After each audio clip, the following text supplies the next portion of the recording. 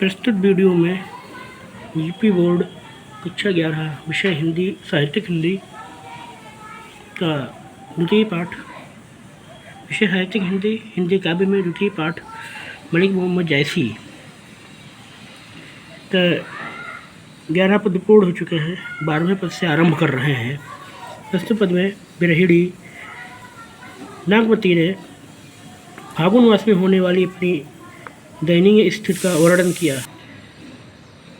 नागवती ने कहा है, फागुन पवन झकोरा बहा, चौगुन सियु जाय नहीं सहा, तन जस पियर पात भा मोरा, तही पर बिरह देई झकझोरा, तरिवर झरहि झरहि वन ढाका, भई ओनंत फूल पर शाखा, करहि वनस्पति ही हुलासु, मोकह भाजस दून उदासु, फागु करहि सब चाचरी जोरी, मोहितन लाई दीन जस होरी, जो पै पियु जरत अस पावा, जरत मरत मोहि रोशन आवा, ताई दिवस रात दिवस यह सब यह जीव मोरे, लगाऊं निहोर कंत अब मोरे, यह तन जारऊं छार के कहूँ कि पवन उड़ाओ, मुकुट ही मार्ग उड़ परे, कंत धरे जहाँ पाओ। प्रस्तुत में नागवती ने फागुन मास में अपनी होने वाली दयनीय स्थिति का वर्णन किया है। फागुन पवन झकोरा बहा, फागुन मास में तेजी से पवन वायु प्रवाहित हुई। चौगुन सियु जाय नहीं सहा, अब उससे होने वाला चौगुना जाड़ा मुझसे सहन नहीं हो रहा है। तनजस पियर पात भा मोरा, पीले पत्ते के समान मेरा शरीर जीर्ण शीर्ण होकर के पीला पड़ गया है।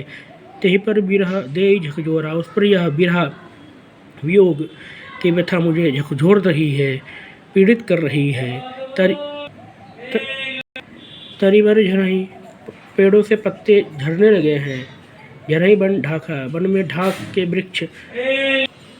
तरीवर झरही, पेड़ों से पत्ते झड़ने लगे हैं। झरही वन ढाका, वन में ढाक के वृक्ष झड़ने लगे हैं। भई अनंत फूल पर शाखा,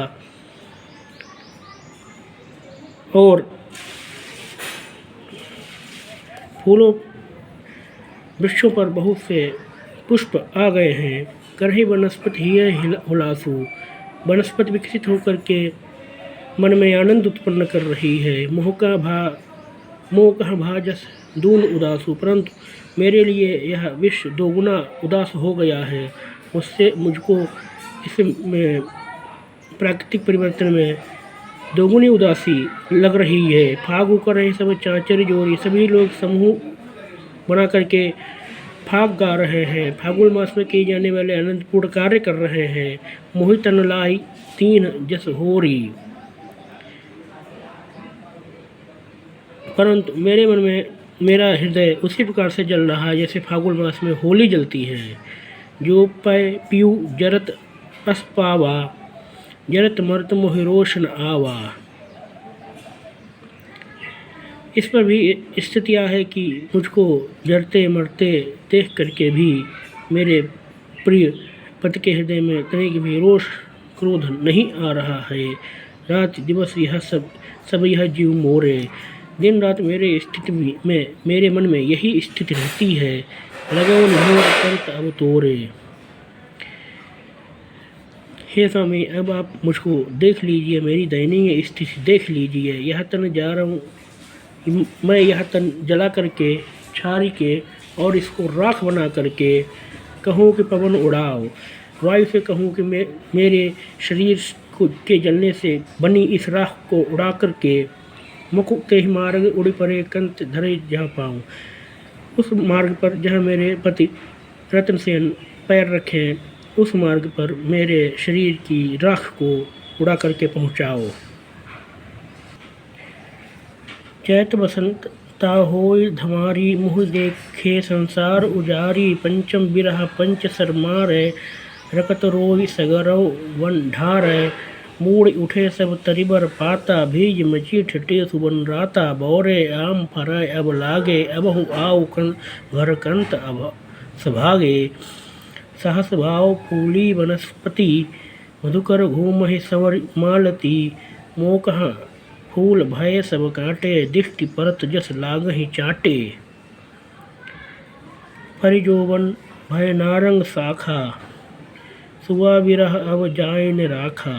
घिरनि परेब हो प्यू औ बेग परु टूटी, नारी पराए हाथ है तो ही बिनु पाउन छूटी। प्रस्तुत पद में नागवती ने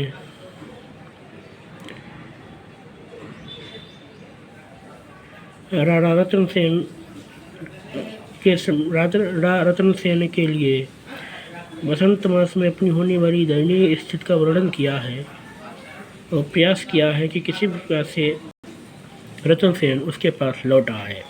उसने कहा है, चैत बसंता होई धमारी, मोहि लेखे संसार उजारी।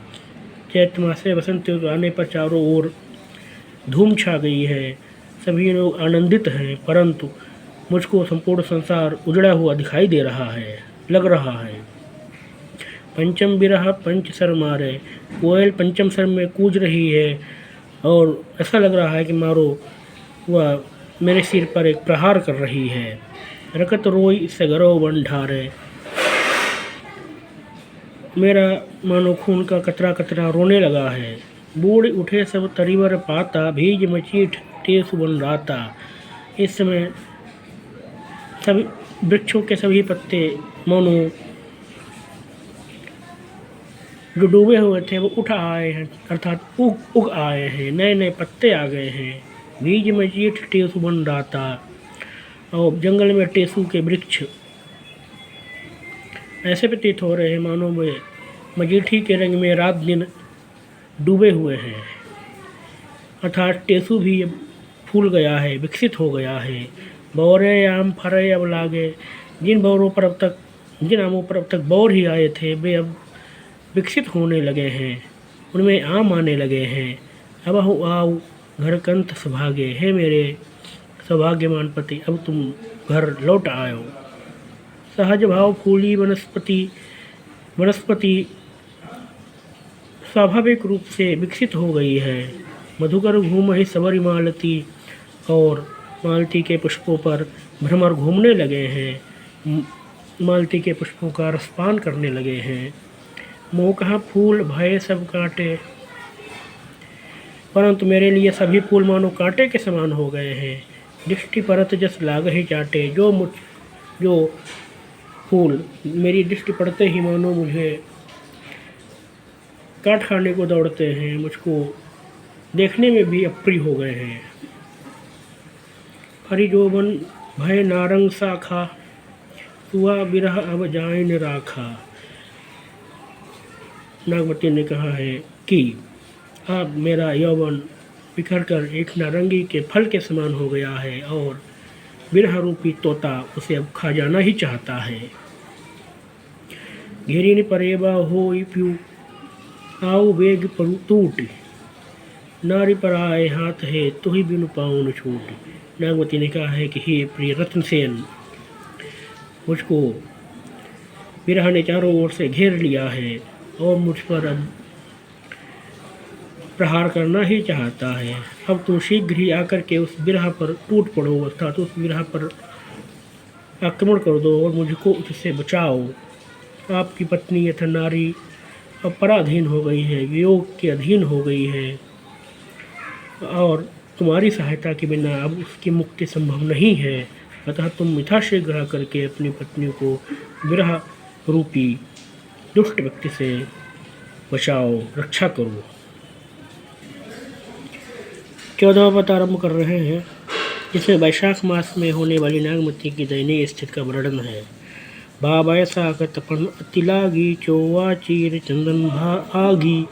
वैशाख मास में पसीन में उत्पन्न हुए शारीरिक ताप से मानो शरीर में आग लग गई है। चौवा चीर चंदन भा आगी, कपड़ों से पसीना टपकने लगा है और चंदन भी मानो आग के समान हो गया है। सूरज जरत हिमंचल ताका, मानो जलते हुए सूरज ने भी हिमालय की ओर शीतलता प्राप्त करने के लिए हिमालय की ओर देखना शुरू कर दिया है। विरह बजाग सौ रथ हाँका, और उसने अपना रथ हाँक दिया है, चला दिया है। जरत बजागिन करु पियु छाहा, आई बुझाओ अंगारहन माहा। नागवती ने अपने राजा रतनसेन से कहा है कि जरत बजागिनी करु पियु छाहा, आपकी भी रेहड़ी जल रही है, हे प्रिय आप यहाँ आकर के उस पर छाया करिए। आई बुझाओ अंगारहन माहा, और वियोग रूपी अग्नि से उत्पन्न होने वाले अंगारों को यहाँ आकर के आप बुझाइए, शांत करिए। तो ही दर्शन हुई शीतल नारी, आपके दर्शन से यह नारी अर्थात मैं शीतलता प्राप्त करूँगी। आई आगिते करु फुलवारी, और इस समय जो मेरे जीवन में वियोग की आग जली हुई है, आप उसको आकर के एक फुलवारी के रूप में विकसित करिए, मुझको आश्रय शांति सुख प्रदान करिए। लाग्यूं जरय जरय जस भारू, फिर भूंज से तजौ न बारू। इस समय वियोग की अग्नि जलने लगी है, भड़कने लगी है, अब मुझको पुनः पुनः भूने दे रही है, और तनिक भी शांति नहीं दे रही है, तनिक क्षण मात्र के लिए भी मुझको नहीं छोड़ रही है। सरवर हिया घटत नीति जाई, हृदय रूपी सरोवर में प्रेम रूपी जल निरंतर घटता जा रहा है, जीवन रूपी जल निरंतर घटता जा रहा है। टूक टूक हुई के बिहराई,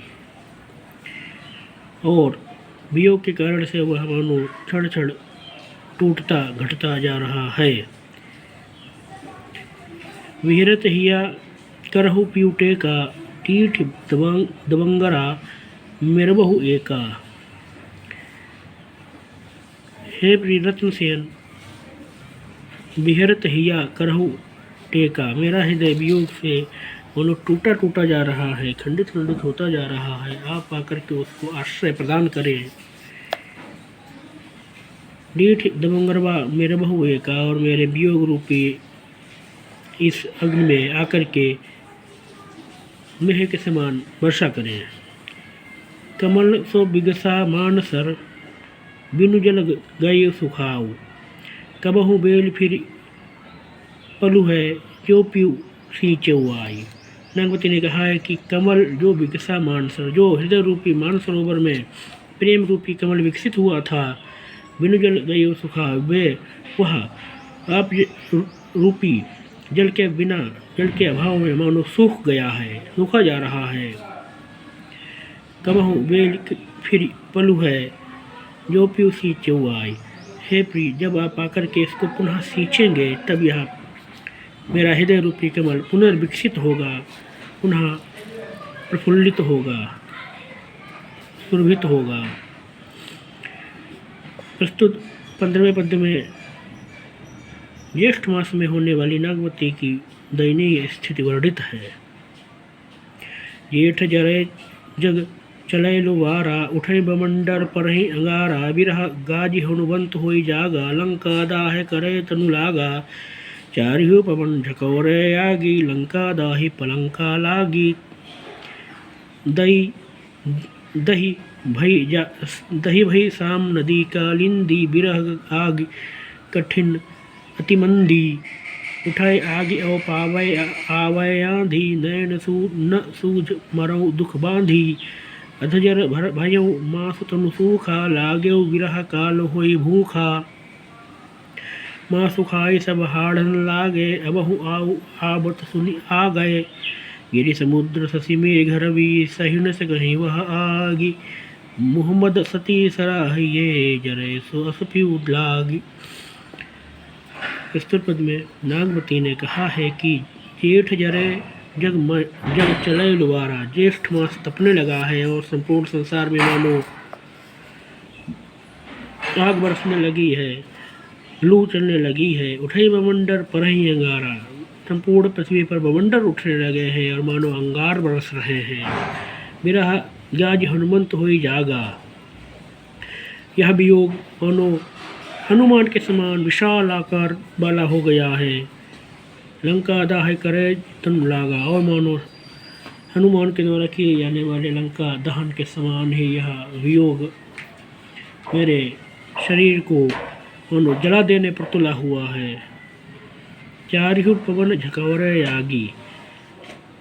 चारों ओर से पवन प्रवाहित हो रही है, जिससे कि यह वियोगाग्नि बढ़ती जा रही है, भड़कती जा रही है। लंका पर दाही पलंका लागी, और मानो लंका को दहन करने के लिए, लंका को भस्म करने के लिए चारों ओर से आग बरसने लगी है, वायु चलने लगी है। दही भई साम नदी कालिंदी। यह दाह वियोग रूपी संताप मानो कालिंदी अथवा यमुना नदी के समान हो गई है। बिरह का आग कठिन अति मंदी, और वियोगाग्नि अत्यंत कठिन हो गई है, अत्यंत कठोर हो गई है। उठाए आग ओ आवय आंधी। इसमें आग जल रही है और आंधी आ रही है। नैन सूझ मरो दुख बांधी। नेत्रों को कुछ सुझाई नहीं देख रहा है, और मानो उस आग ने नेत्रों को बांध लिया है। अधजर भयऊ मांस तनु सूखा। शरीर आधा जल गया है, शरीर मांस सूख गया है। लागे विरह काल वही भूखा। ऐसा लग रहा कि विरह रूपी काल अत्यंत भूखा है और मुझे खा जाना चाहता है। माँ सुखाई सब हाड़न लागे। उसने सभी हड्डियाँ मांस को खाने लगी है। अबहु आओ आवत सुनी भागे। हे राणा रत्नसेन, यह बात सुनते ही आप तुरंत ही दौड़ करके आ जाइए। गिरि समुद्र शशि मेघ रवि सही न सकहि वह आग। पर्वत समुद्र चंद्रमा मेघ और सूर्य भी उस मेरी वियोग अग्नि को नहीं सहन कर सकते हैं। मोहम्मद सती सराहिए। ऐसी स्थिति में मोहम्मद जायसी कहते हैं कि उस सती की सराहना करिए, प्रशंसा करिए। जरे सुजस पी लाग, जो अपनी प्रिय के वियोग में उस आग को, उस संताप को, वियोग रूपी अग्नि को सहन कर रही है, जिसको सूरज भी नहीं सहन कर सकते हैं। प्रस्तुत अंतिम 16वें पद में नागमती ने वर्षा ऋतु में अपनी होने वाली दयनीय स्थिति का वर्णन किया है। उसने कहा है, तपय लागी अब जेठ आषाढ़। अब जेठ और आषाढ़ की गर्मी तपने लगी है। मोहि पीयू बीन छाजनी भई गाढ़ी। और प्रिय के बिना मेरा यह शरीर भी मानो भारी होता जा रहा है। दुख के कारण से शरीर धारण करना भी कठिन हो रहा है। तन तीन उर्भा झूरऊ खरी, भई बरखा दुख आगर यरी। उसके कारण से मेरा यह तन अर्थात शरीर भी मानो सूखता जा रहा है, मानो झड़ता जा रहा है। भई बरखा दुख आगर यरी। और इस समय वर्षा हो रही है तो ऐसा प्रतीत हो रहा है मानो आकाश से मेरे लिए आग बरस रही हो। बंधु नाई और कंधन हो कोई, बात न आओ कहाँ कहूँ का रोई। मेरे पास कोई बंधु नहीं है और कोई ऐसा कंधा नहीं है, कोई ऐसा आश्रय नहीं है जहाँ पर के मैं अपना सिर रख करके रो सकूं। साठ नाठ एक बात को पूछा, बिनु जीव फिरे मूझ तनु छूछा। साठ नाठ जग बात को पूछा। साठ गांठ करके इस जगत के लोगों ने, संसार के लोगों ने बात पूछी है। बिनु जीव फिरे मूझ तुम छूछा। यह शरीर उसी प्रकार से जल रहा जैसे मूझ जलती है। भई दुहेली टेक बिहूनी, थाव ना ही उठ सके न थूनी। अब यह शरीर मानो अत्यंत शिथिल हो गया है और किसी आश्रय के बिना उठ भी नहीं सकता है। बरसे मेघ चुबई नयनाहा। इसमें मेघ बरस रहे हैं और नेत्रों से अश्रु बह रहे हैं। छपर छपर होई रही बिनु नाहा।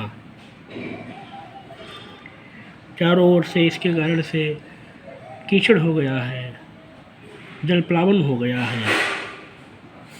कोरऊ कहाँ ठाठ नव साजा, तुम बिनु कंत न छाजन छाजा। नागवती ने कहा है कि ऐसी स्थिति में जबकि मेरे नेत्र बरस रहे हैं और आकाश से बाद जल भी बरस रहा है, तो हे प्रिय, मैं आपके बिना कोई छाजन, कोई छप्पर या कोई आश्रय कैसे बना सकती हूँ। अबहु मया दृष्टि करी हाय निठुर घर आओ। हे निष्ठुर, हे निर्दय रतनसेन, मेरे ऊपर कृपा दृष्टि डाल करके अभी भी समय है कि आप घर आ जाइए। मंदिर उजाड़ होता है, नबके आई बसाओ। यह मेरा शरीर रूपी मंदिर उजड़ा जा रहा है, मेरे प्राण निकले जा रहे हैं और आप आकर के इस शरीर में नवीन प्राण डाल दीजिए।